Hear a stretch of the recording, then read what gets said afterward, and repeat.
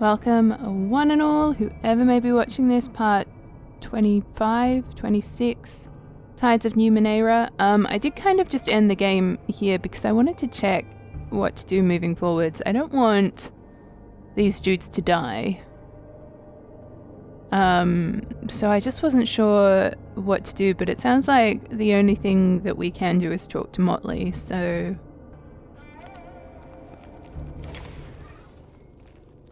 The bipoled man watches you approach, a sour smile pulling at the edges of his lips. You're back. I don't suppose you've learned anything? Did someone named Kiatawa come through here? The Dendra child? Yes. His mouth curls in a sneer. She came to the valley some time ago. She went down to see Lord Inafir before the Memorialists locked us out. She's probably still down there. If you wish to see her, find the code. The passcode is Gwynny. His face brightens considerably, a wicked grin spreading from one cheek to the other.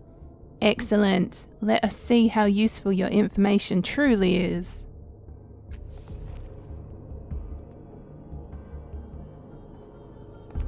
Updated my journal. The fat man leans over the whisper lock and speaks the word Gwynny. With a sigh, the shimmering field disintegrates into glimmering shards of light. The controls are now accessible. Making a note. Ha! Motley's surprise is evident, as is his pleasure. He clasps you on both shoulders. Now we can get back to helping Lord Inafir. But first, to release the prisoners. Motley nods. One of the cultists draws his blade. But instead of cutting their bonds, he puts it to the neck of the first prisoner in line. He intends to kill. For our Lord and the Gate. You've got what you want, let them go. He motions the cultist to halt. Confusion blooms on his face. The spirit is caged in flesh. We must release it for the Lord Inafir. I thought you understood. This is what we do. I am more powerful than your Lord Inafir. I command you to leave this necropolis or I will release your spirits. Yes, with all of my might. I can get us up to 65. 45. 40.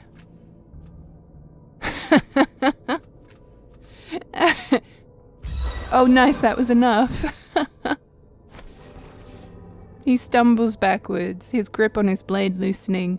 He glances at your tattoo, his face paling even further. Yes, my lord, it will be as you say. He hurries out of the corridor, a piece of paper flushes out of his pocket as he goes, but he doesn't notice it in his haste to leave.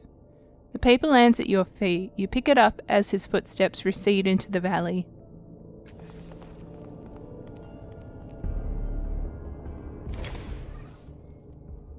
Thank you, stranger. I cannot express my gratitude enough. The Memorialists owe you a great debt. She steps closer, lowering her voice. But though we are safer here now, the true danger still lies beneath. You must stop the children of the Endless Gate. Their gate is within the necropolis itself. Close it and you may free this valley. I will help you in any way that I can. How do I find the cultist's gate? I'll remember that. I have learned a great deal while held hostage. These children have loose tongues, all the looser for their insanity. The gate and their Lord Inafir can be found in the tomb 1254. Go and stop them if you can.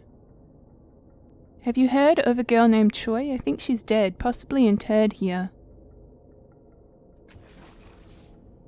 Choi? She cocks her head to one side in thought. I'm afraid I don't know, but there are thousands, perhaps millions of names below. Keep asking those who have spent time down there. One of them may have come across the name you seek. Now that they're gone, is it possible for me to rest here? It is relatively safe, yes. I will keep watch to ensure it. Just let me know whenever you wish to retire. Might as well. Not that, I mean, it's only me. Oh no, and someone got healed too. Okay.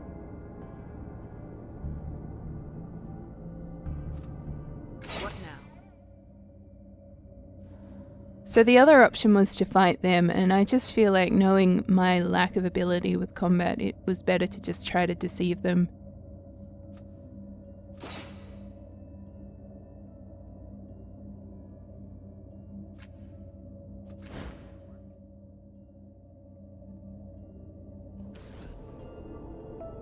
Okay, so, I mean, we've gotten a whole number of... What's with the disco ball over here?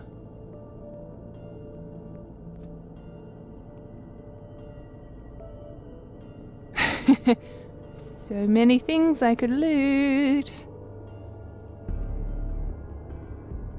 Eratus, why are you doing this anyway? What's in this for you? Adventure! And fun! And friends! We're friends, right? Against my better judgment, I think we might be. Cute. Go.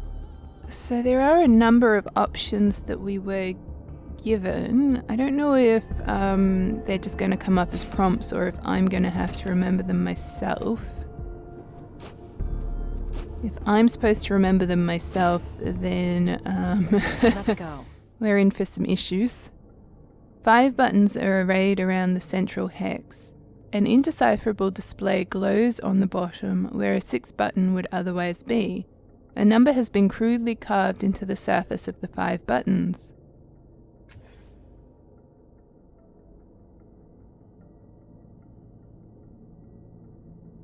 Well...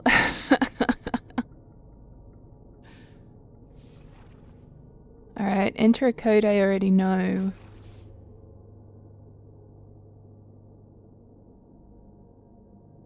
So we've got the Endless Gate or the First Cast Off Tomb, but I'm sure I saw another code somewhere. Maybe those are the ones that I had to remember. Hold on, let's see if it's in my journal at all.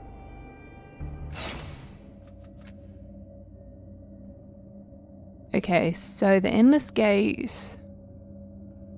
We need to find out a way to close it. This is in my mind, obviously.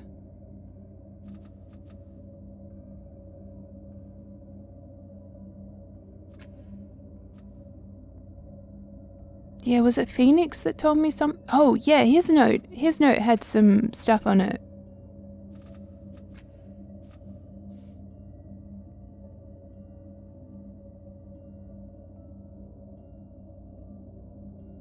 Oh, and actually, I think there's some more that we can do with this outside. So what I'll do is just head outside for a hot second. I'm assuming that'll be okay. I don't know if we're coming back here, that's the issue. Be hilarious if, like, the cultists are all waiting there for me to, like, defeat me. Whoopsies. Oh, that's new. What are you doing here, my friend? All right. The floating patch of darkness before you looks like the dying minim you saw earlier, only this one is even more closed, felled tight like a black unblossomed rose, as if looking for something to bring it to life. And suddenly you know what that something is. The pulse in your chest, the bond from the dying minim below, becomes stronger in the presence of this one. The feeling of desperation is almost unbearable. It needs you to connect them. You also sense, however, that doing so will hurt you, taking from you the clarity of mind that bonding with the dying minim had given you earlier. You will give life to the pair, but not without a cost. So I gained an intellect from them, right? So then if I do this, I'll lose that intellect, which, like, that's fine. You release your hold on the pulsing life inside you. Darkness wells up out of you, through your chest, your throat, and flooding out of your mouth.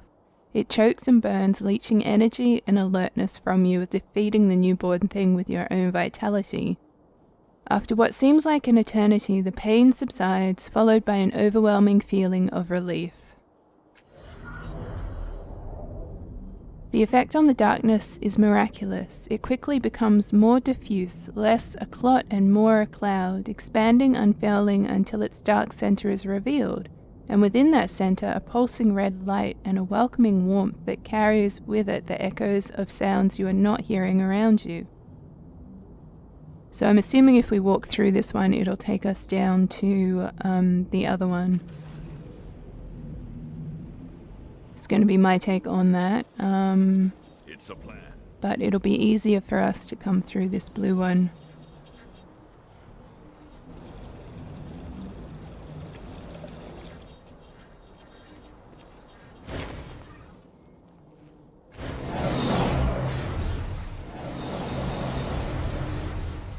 All right. Bubbles rise from the pool before you, and its barren edges are crust within a white rim. The acrid reek of the water makes your eyes tear up. The rime and reek around the pool suggest that the water has a dangerously high alkaline content. It would be dangerous to drink or even to touch. So apparently if we drink from the water or if we drink the water, I should say, from the water, and die, that apparently does something with Aretus.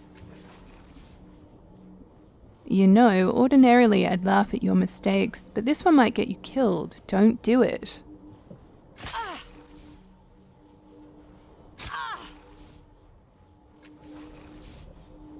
You collapse, vomiting as your stomach and intestines are eaten away and the water attacks your internal organs. Then you lie there, retching and heaving, until after far too long, you die. Can't die. Better be worth it.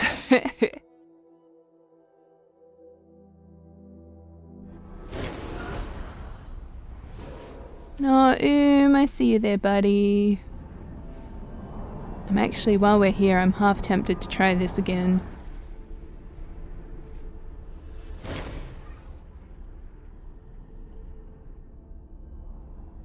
Okay, so he can't tell me anything. Of course.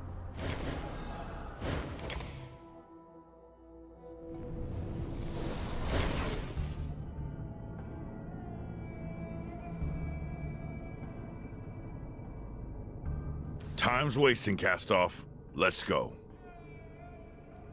Has that done anything?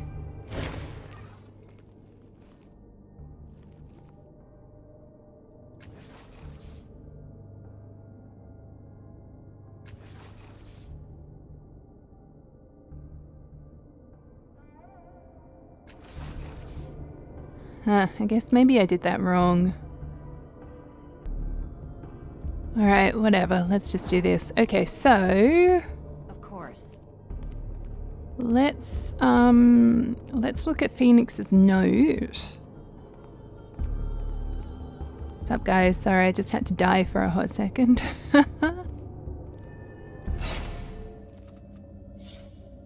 So 1535. Of course. 1, 5, 3, 5. Off we go.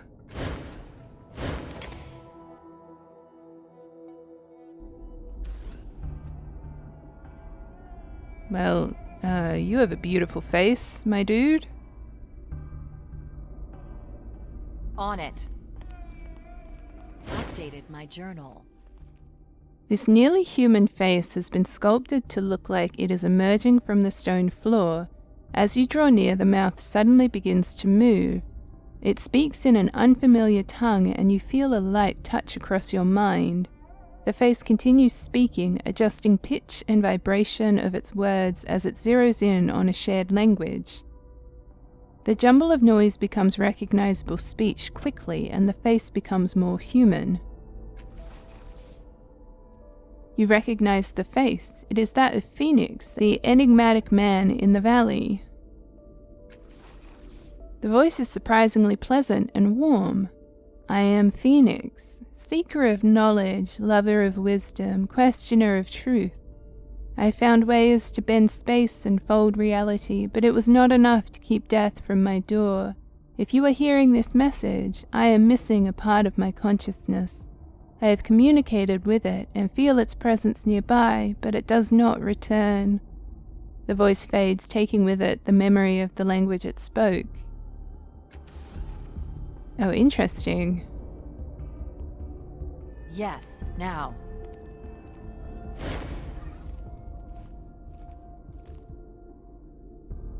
How high the highest candle lights the dark. Daffod Berkelkamp. Ready. In honor of nearly 100,000 souls who gave willingly and bravely to this world, it is a monument carved from their torment, from their dreams to yours. The Believer's Cenotaph. So, do we have to get Phoenix to come down here? Yes. And be reunited? Is that how that works?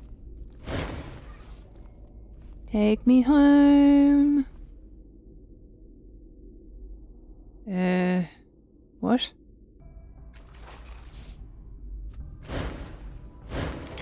I'm assuming this will take me home.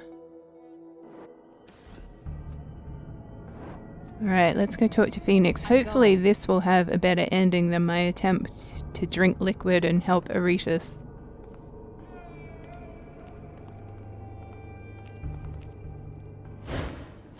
Would be hilarious if it was the wrong pool to be drinking from. Okay, once again, this will be the quickest. On it.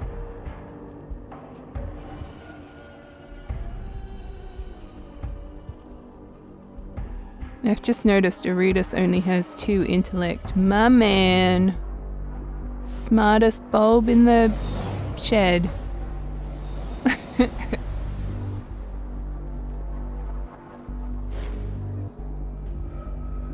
Oh, you're back! He seems slightly surprised.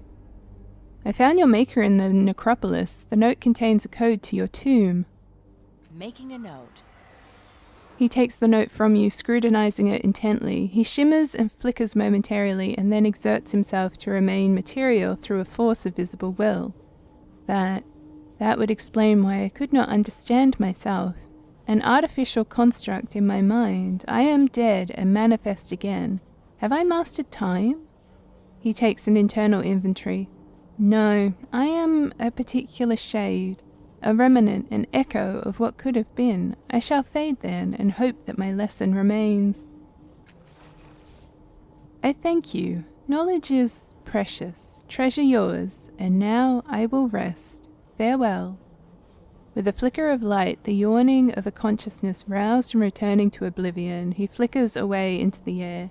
A faint hiss is the only marker of his passage. That was a faint hiss.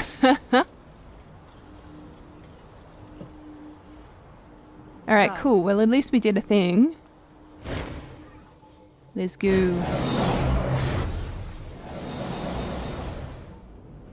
I'm going to assume that the first thing we should do is visit the old one's tomb. Or the first one's tomb. And then go to the other one, because that sounds like there could be combat or, you know, having to work through some kind of situation.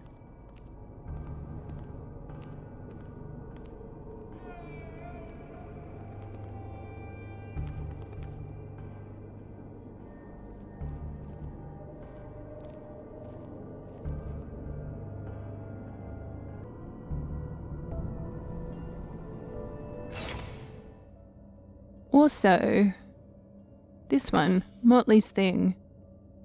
This note was in Motley's pocket. Most of it is illegible, but you can make out 4 numbers at the bottom. 5143. Is this his tomb? Ready.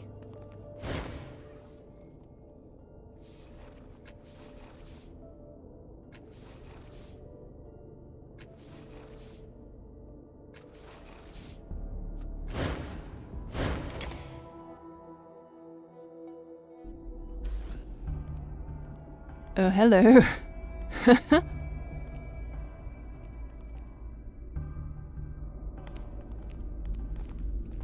remember that.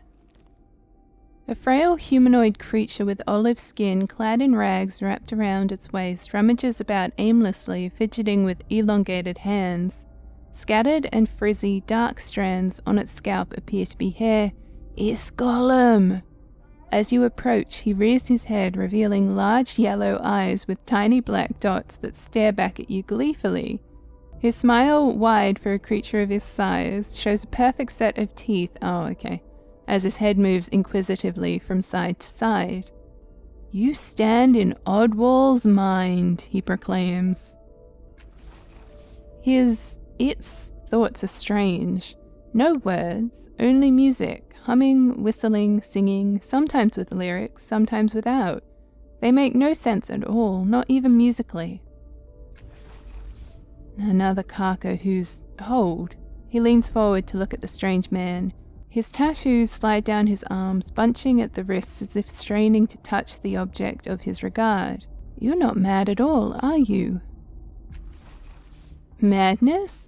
My friend, I am the sanest man you'll ever meet, the kindest soul, the truest treat.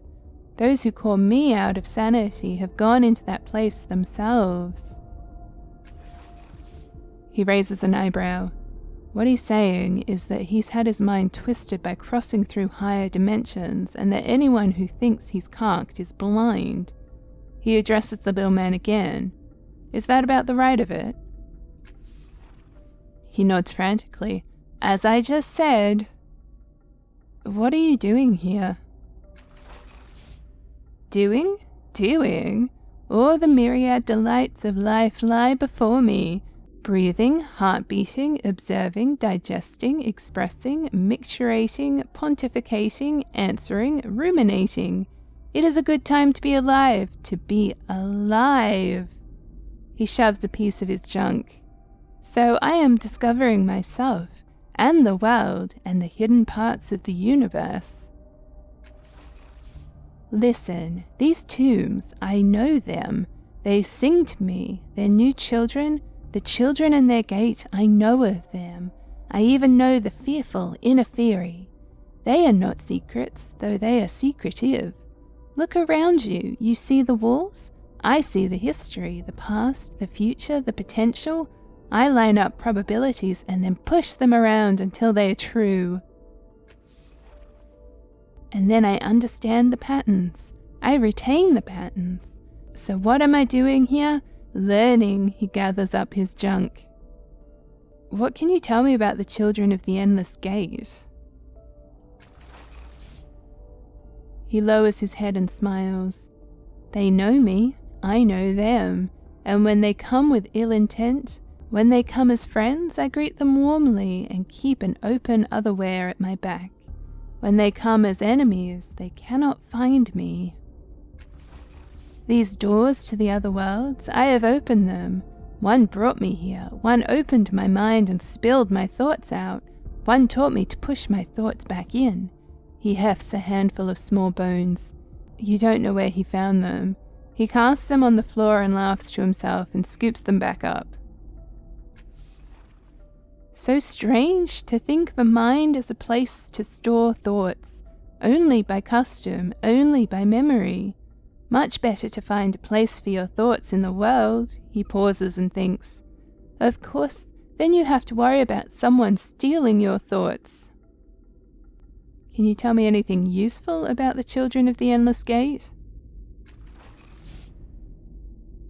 He frowns. Theirs is a door that might best be closed, but the opening comes unless... He shrugs. But none close it. Your brothers see but don't act. They speak but never listen. The opening is an opening. I have places to go, places to hide. Those here, they're stuck in one perception.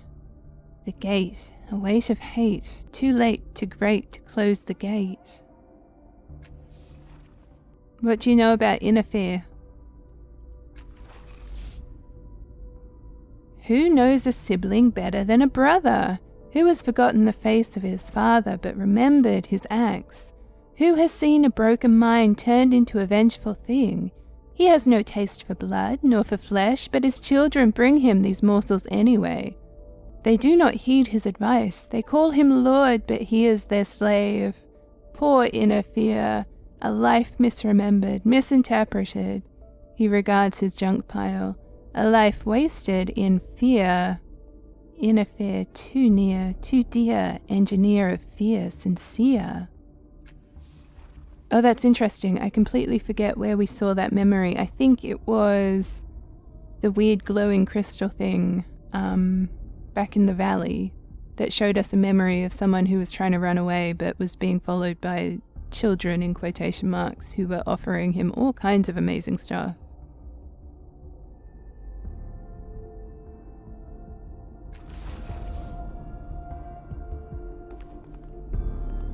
Yes.